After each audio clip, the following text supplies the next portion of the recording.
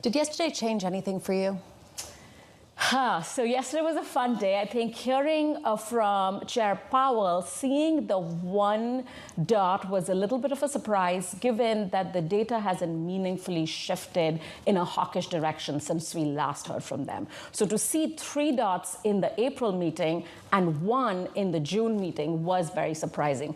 But did it change anything for me? I think what it did change was a recognition that this is a Fed that's going to remain data dependent, just like they didn't overreact to the stronger inflation data in the beginning of the year. They're not going to overreact to the weaker inflation data.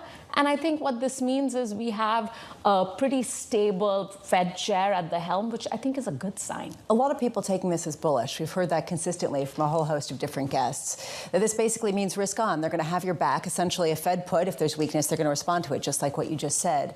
How much do you lean into the idea that once they start with cutting rates, it will be a cycle, it will be deeper, and it will be something that will ratify what Mike Collins just said, which is bonds are cheap? Bonds are cheap, especially front end of the bond market, definitely throwing you a lot of really amazing income.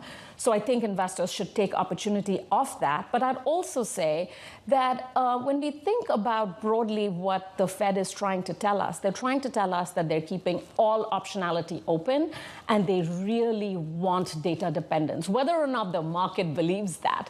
So in 2025, and this is not the base case, but if we begin to see inflation pick up again, will this be a cycle of cutting rate? No, maybe they pause again.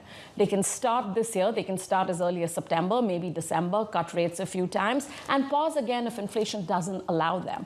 So what I feel very comfortable about is this is a Fed that's going to remain data dependent and not overreact on one side or the other, which, with the strong growth that we're seeing, is actually very good for markets, both bonds and equities.